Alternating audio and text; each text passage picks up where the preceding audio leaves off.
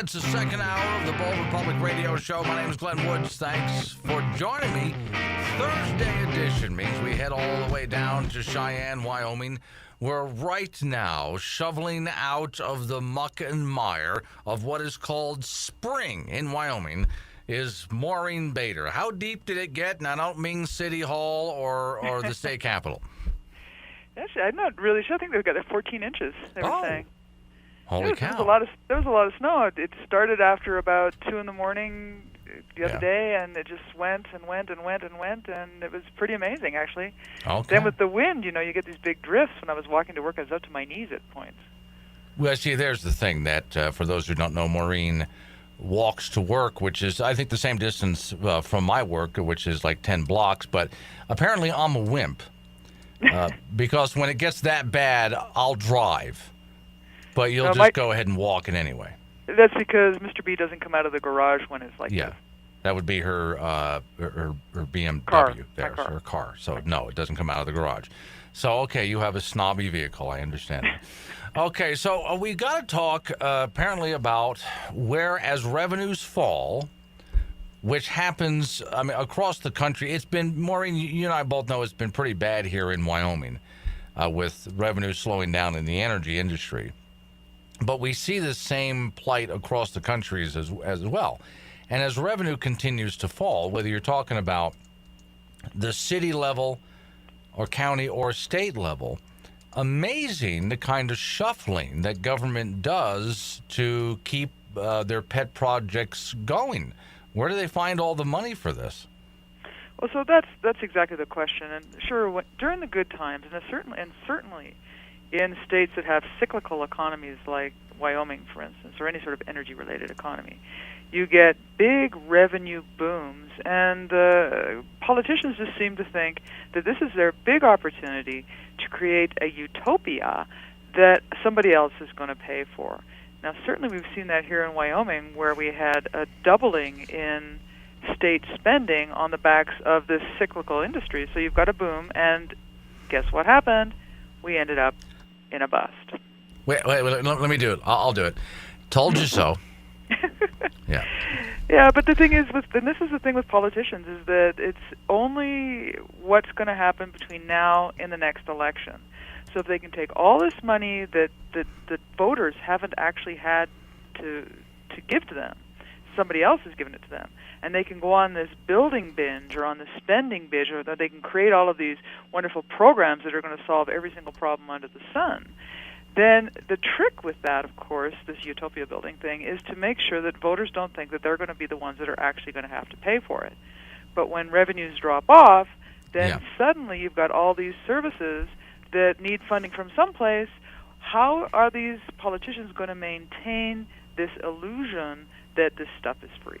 Oh, yeah, that free stuff thing. Hey, let's jump out of the state real quick. Although I was talking about this yesterday, all the way to Atlantic City, New Jersey, where they just, by the way, that is how you say that, Jersey, where they just announced, the city did, that starting April 8th, I think they should have started this on April 1st. That way it would have confused everybody as to whether it was true or not. But for 2 weeks, they're shutting down all but essential services. And from time to time during the course of the year, they will shut down essential services for a couple of weeks. That way they can actually stay on budget and not go bankrupt. Okay, well, hold on a second. If that works, Maureen, then why not just have essential services and then you'll never have a budget problem? No, that's just too extreme. Yeah, you can't do that. Yeah, I'm sorry. No. I'm a nut job. Well, I don't know why you talk to me. I honestly don't. So, okay, let's go to Casper, Wyoming. Did you hear the story out of there with, what is it, their Civic Center? No, if there's been an update, I haven't heard it. Okay. Well, apparently, I was trying to remember if it was the Civic Center or which building it was, but they have a center there, of entertainment center of some kind, that the city built.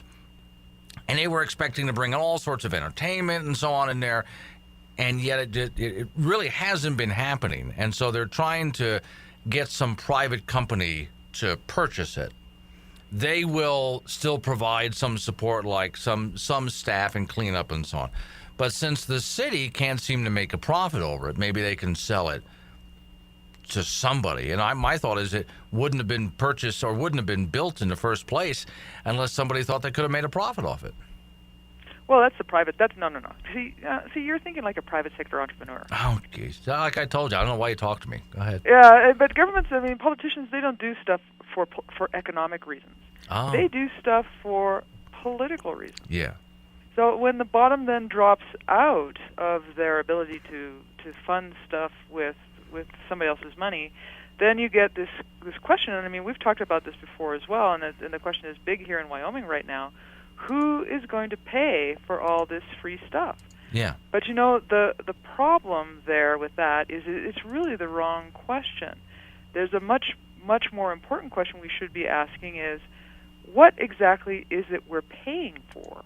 Because I think if people started thinking a little bit more, and this goes back to your essential services thing, if we're paying for way more than just the essential role of government, then what exactly are we paying for, and should we continue to pay for it? Because, I mean, are we just wasting a huge amount of money, and are we, in fact, working in ways that could, in fact, be counterproductive to the people that these goody-goodies and government types and people who are looking for more of your money to spend to solve every single problem under the sun are looking to get to pay for?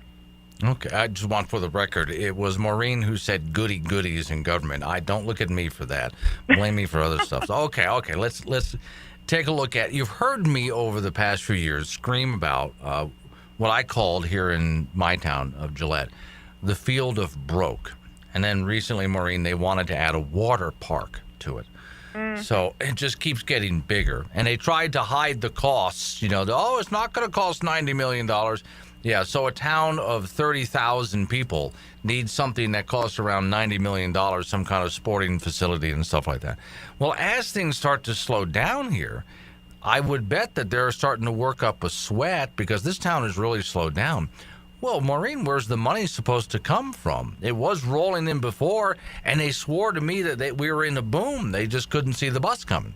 Mm-hmm. Well, this is exactly the point. So what governments do when they've got all kinds of extra money is they just basically waste it. Yeah. And ridiculous so-called recreation projects are a good way for politicians to essentially be buying your vote. And when it's the minerals industry or somebody else paying for it, that might be okay.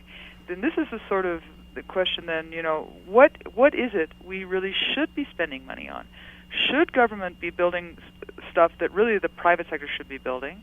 Should government, and this is the big one, be giving public funds for private benefit? And that takes us into the whole idea of corporate welfare. And it's endemic here in Wyoming. It's a huge problem nationally. It's a problem in every single state where you have politicians who try to either bribe businesses to town, they try to give money to develop the economy because, we'd have to diversify away from this mineral stuff, which, of course, they've never been able to do because government, again, does stuff for political reasons, not for economic reasons. If they really wanted to diversify the economy, they'd be talking about reducing taxes and reducing regulations, certainly not increasing them. Okay, but they seem to have this idea that they have to spend the money. The money's in front of them, therefore they have to find a way to spend the money. They can't not spend the money, Maureen. Yeah, but they could reduce taxes and leave the money in the pockets of the people who earned it, who could then make their choices, their economic choices about how they want to spend it, instead of political choices that are a reflection of how do I get elected next time? What kind of goodies can I bring to my constituency? I mean, look over here in Wyoming. We've got the University of Wyoming. You've had almost $1 billion worth of construction happening at this university here, and you've had no net increase in student numbers. So what was all of this building for? I mean, if we were just talking about monument building to the egos of these legislators, I mean, we should name these buildings, especially the ones that can't be opened because the construction was so bad, the building is uninhabitable. And of course, I'm talking about the veterinary science building. We should put the name of the politicians on there who appropriated the money for these crazy projects, because they're the ones who, in fact, will never actually face the consequences. And of course, this is another issue with government spending, is that politicians are here today, gone tomorrow.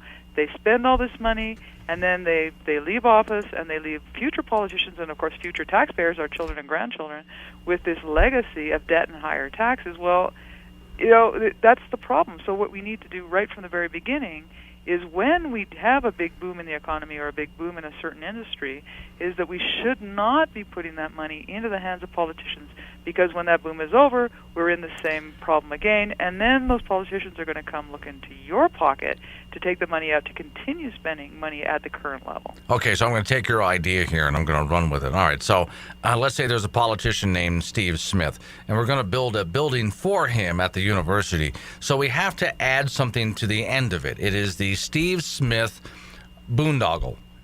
Yeah, The boondoggle building. Now, if he died while in office, it's the Steve Smith Memorial boondoggle. that's a good idea. Yeah, and then we can add things like money pit, and there's so many other things we can add to the end of it so people completely understand where all of this came from in the first place. So, but doesn't this, and I'm not excusing it, Maureen, doesn't this reflect the way the American people really are? I mean, for example, here in Campbell County, when there's a boom going on, all these young couples come moving here because they can make six-figure incomes drilling and digging for energy. And now that they're making like $100,000 a year, suddenly they've bought a big house. You see a snowmobile, there's a four-wheeler out there, they need a pool in their backyard, and on and on and on. And then the moment, not even a downturn, just a bit of a slowdown happens, all of a sudden you see houses going up on foreclosure, and suddenly the used car lots and used boat lots and used snowmobile lots are filled with things that were repossessed.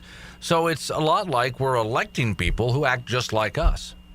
Well, I would say I would actually disagree with that because think about it now. You've made a very good point here. If you and your spouse say, I have been working hard, you've got now the six-figure income, and then suddenly one of you loses your job, what are you going to do? Are you going to go to your neighbor and say, hey, you know what? I need to take money from you because I need to keep on spending at my current level? Yeah. Or are you going to sell that extra boat, sell that extra truck, try to bring your spending down to a level that now you can afford? And that's the big difference between a family and government. Government can force money out of somebody else's pocket, but you can't, so you have to bring your spending down. And these are the kinds of things we need to demand from government as well. They can't expect to take money out of the pockets of people, and they can't try to create these myths that they can maybe tax certain groups that people might tend to think, oh, they've got a lot of money and they're not paying their fair share. That they can't do those kinds of things. They need to bring spending down. Well, in fact, they should never have been able to take spending up in the first place. They have now. Now we need to fix that, and what we need to do in the future is make sure they can never do it again. I just want to point out to everybody out there what just happened. See, I set them up, and Maureen Bader just goes ahead and knocks them out of the park. So back we go to Maureen Bader of Wyoming Liberty Group as we talk about what government does during an economic downturn of some kind or another. So let's wrap up the point you were making just a moment ago, because that really is a good point. If there's an economic downturn, let's say I was paying off a house and there was an economic downturn, well, I'm going to have to cut back on stuff if I choose to keep the house. And if I find that I can't keep the house, well, that's just, I might have to walk away from it. That's certainly disappointing. But I can walk away from it and continue living. I'm cutting my expenses so I can continue with some kind of a roof overhead, food in my belly, transportation, and stuff like that. I'll cut back. But when government finds itself on economic hard times, it panics and tries to find a way to continue funding every boondoggle it has going on, no matter what. Is that about right? Yeah, and one of the scapegoats they'll often use, and you hear this in pretty much every single jurisdiction around the world, is, oh, well, it's okay, we'll just tax the rich. But what you got to remember about high taxes or tax increases is that people react when the government changes the tax system. I mean, increasing an income tax or putting on an income tax lowers the incentive to work, save, and invest. And just because you hike the tax rate doesn't mean you're going to get a whack load of more of tax revenue, because you've got really the tax revenue is a function of two things. One is in fact the tax rate, but the other is the tax base. So Wyoming doesn't have an income tax. I mean, a lot of people with a lot of money come here to this state because they know they can live here and they can actually enjoy the fruits of their labor. Well, if Wyoming were to impose an income tax, for instance, you could have a lot of different reactions. And one of those, of course, is that people will decide to take more leisure time because you're going to, why bother working if the government is just going to tax your money away. You might take a free tax benefit instead of a raise. You could incorporate to take advantage of a lower tax rate. But what a lot of people could do, and especially some of the people with the most money, the ones that the government is planning on ripping off the worst, they would just leave. And in fact, that's exactly what happened in France just a couple of years ago. You had the socialist president, Francis Hollande. He was voted in because he was droning on and on about how he was going to tax the rich to pay for all of these expensive social programs. Well, what happened? He put a 75% super tax on incomes over 1 million euros. That's about 1.1 million US. But you know what? They moved. France's richest man, he took out Belgian nationality. Another fellow who was the head of a luxury goods company, he actually took out Russian nationality, if you can possibly imagine. And I mean, eventually, they just dropped the tax in 2015. But the thing about this was that, of course, the government just kept on spending as though they were going to get a huge amount of tax revenue in. The deficit ended up being worse because they didn't get the money in they were expecting to get. So, you know, the point here is that the politicians always have answers to questions about how to fund a new program. It really doesn't matter how short-sighted that might be. They can always find the money someplace because, hey, you know, if that piggy bank is empty, they're not going to say, oh, gee darn, we're not going to be able to socialize medicine after all. They're going to figure out some way to try to get the money, even if in the long term they actually end up, or we end up being worse off. Yeah, and government projections are always fake. You and I both know that. We project the following income for, well, just take a look at Wyoming's own pension fund. That's based on obvious fake projections. Who gets return on investments like that? Yeah, well, that's exactly right. And they've tried to bring the return on investment down. I mean, the problem is, of course, if they actually had a more realistic return on investment, it would mean contributions would have to be a lot higher. And right now, here in Wyoming, the crazy thing is that the taxpayer funds not only the taxpayer portion, but it also funds the employee portion as well, almost 100%. So if contributions were to go way up, that would mean the tax hit would be even higher than it's likely going to be. I mean, there are a lot of different programs that either need to be eliminated or seriously reformed. Otherwise, what will happen is that the politicians will say, well, we need to add these different kinds of taxes.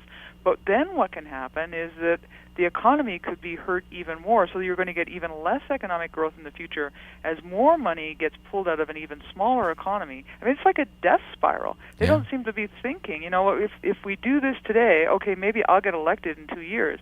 But in 4 years, the economy is really going to be in the tank. I mean, are they thinking that they're not going to be staying in Wyoming or that their kids are going to be moving someplace else? Do they really not care? Or are they just so short-sighted that all they really care about is getting elected the next time? Well, and let's real quick here. Let's go to New York because I've been watching New York State running commercials, and they're absolutely hysterical. How would you like to locate your business to New York, especially if it's big enough? Hey, if you qualify, I wonder what qualify means. You can live there. You can run your business there, or start a business for 10 years tax-free with very low regulations. I'd hate to think what happens when the 10 years is up. They don't wait 10 years all the time, you know. Well, and it depends on what program I guess you get with. I'd like to look a little bit more into this. But if they think that's going to work to bring in business, then why not just do it all the time? Well, that's the crazy thing. Yeah. That's the crazy thing. All right. Well, okay, Maureen. You've been writing extensively about this and other topics, and people can also listen to your new podcast now. So where do people find all that? Yes, go to our website, wyliberty.org. You can find all of our writings there. We not only talk about the economy, we also talk about Medicaid expansion and the disaster that is the government school system. So please go to our website, wyliberty, to find out more. All right. As always, Maureen, pleasure to have you on.